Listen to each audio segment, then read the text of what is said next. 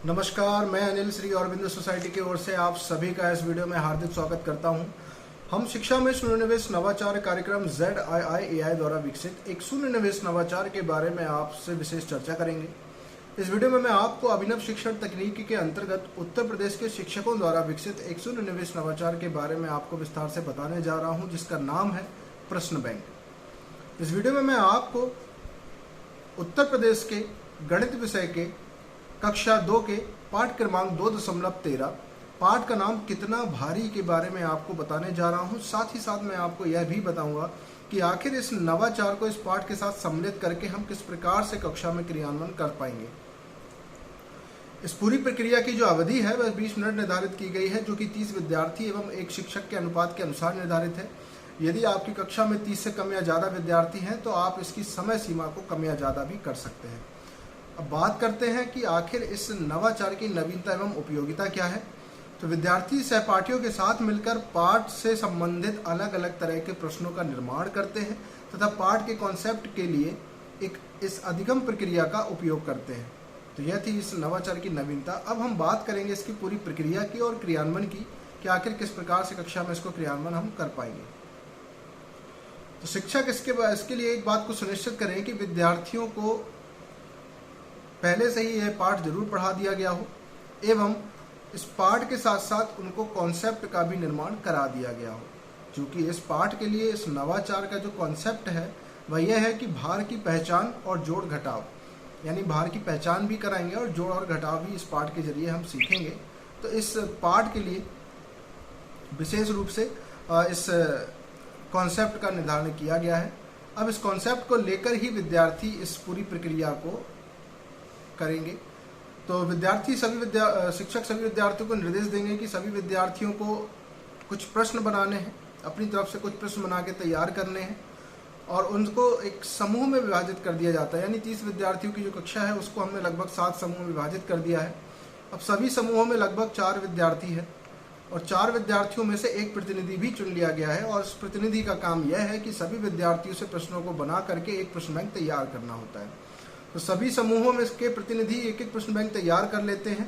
उसके बाद शिक्षक निर्देश देते हैं कि सभी विद्यार्थियों को, सभी समूहों को इस प्रश्न बैंक का आपस में आदान प्रदान कर लिया जाए। तो जैसे ही वो इसका आदान प्रदान करा देते हैं उसके बाद सभी विद्यार्थियों को वह जो प्रश्न पत्र उनको मिला है उसको हल करने के लिए भी कहा जाता है। सभी समूह मिलकर उस प्रश्न बैंक को हल करते हैं। हल करने के पश्चात सभी प्रश्न बैंकों को शिक्षक के पास दे दिया जाता है।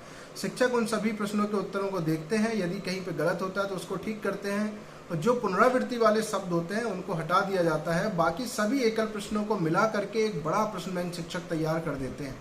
उन सभी सभी प्रश्नों को मिलाकर एक प्रश्न बैंक जो तैयार किया जाता है उस प्रश्न बैंक को या तो विद्यार्थियों की कॉपी पर अंकित करा दिया जाता है या फिर उनको दे दिया जाता है कि आप इस प्रश्न बैंक को अपने पास रखें। परीक्षा की दृष्टि से भी बहुत ज़्यादा महत्वपूर्ण है ये प्रश्न बैंक, क्योंकि इस प्रक्रिया को करने के बाद किसी भी प्रकार का कोई भी प्रश्न पाठ से नहीं रह जाता है। क्योंकि इसमें कई प्रकार के प्रश्न शामिल हो सकते हैं, जैसे कि दीर्घ उत्तरीय प्रश्न, अति लघु उत्तरीय प्रश्न, लघु उत्तरीय प्रश्न एवं बहुविकल्पीय प्रश्न भी इसमें शामिल हो सकते हैं। तो इस बात को लेकर के सारी प्रक्रिया इसमें प्रश्नों के द्वारा बना ली गई है और सभी प्रश्न इसमें तैयार कर दिए गए हैं परीक्षा की दृष्टि से भी। तो इस प्रकार विद्यार्थियों में जो कक्षा के दौरान प्रश्नों के लिए जो निरस्ता आती है वो कहीं ना कहीं दूर होगी, उसमें उत्सुकता भी उनके अंदर आएगी, ताकि उनके द्वारा ही प्रश्न बनाए गए हैं और उन्हें को उनके उत्तर भी पता होते हैं। तो इस प्रकार इस पूरी प्रक्रिया को कक्षा में कर सकते हैं और ये हर पाठ के साथ कर सकते हैं, क्योंकि इसमें जो प्रश्नावली तैयार होती है वो हर एक पाठ के लिए महत्वपूर्ण है परीक्षा की दृष्टि से। तो इस प्रकार से इस पूरी प्रक्रिया को कर सकते हैं। अब चलिए इसके उदाहरण देख लेते हैं कि कुछ हम प्रश्न किस प्रकार के प्रश्न इसमें तैयार हो सकते हैं। जैसे कि मैं बात करूं एक प्रश्न की और उत्तर की, तो 1 किलोग्राम में कितने ग्राम होता है, तो इसका उत्तर होगा 1000 ग्राम। इसी प्रकार अगला प्रश्न 2 किलोग्राम को क्या लिखते हैं, तो शॉर्टकट में जो की और ग्रा लिखते हैं ना, शॉर्टकट का हो गया। इसी प्रकार मीना ने 850 ग्राम मिठाई खरीदी, उसने 250 ग्राम मिठाई दीपक को दे दी, अब उसके पास कितने ग्राम मिठाई बची। तो इस प्रकार से जोड़ और घटाना भी इसमें आ गया, तो इसका उत्तर होगा 600 ग्राम। इसी प्रकार 5000 ग्राम कितने किलोग्राम के बराबर होता है, इसका उत्तर होगा 5 किलोग्राम। इसी प्रकार राजू का भार 25 किलोग्राम है और रेणु का भार 12 किलोग्राम है। दोनों का कुल भार कितना होगा? इसका उत्तर होगा 37 किलोग्राम। तो मतलब इतने सारे तरीके के प्रश्न भी इसमें बन सकते हैं और तैयार हो सकते हैं, जिससे कि सभी विद्यार्थियों को परीक्षा की दृष्टि से भी आसानी होती है। तो मैं आशा करता हूं कि यह नवाचार आप जरूर क्रियान्वयन करेंगे। तो इस वीडियो को लाइक करें, शेयर करें एवं इस ZII यूट्यूब चैनल को सब्सक्राइब भी करें। यदि आपकी कक्षा में यदि आप इस वीडियो को फेसबुक पर देख रहे हैं तो इसको लाइक जरूर करें, ताकि आपसे जुड़े शिक्षक साथी इस वीडियो को देख पाएं एवं अपनी अपनी कक्षाओं में इसको क्रियान्वयन कर सकें। इसी के साथ मैं आप सभी को यह वीडियो देखने के लिए बहुत बहुत धन्यवाद देता हूं।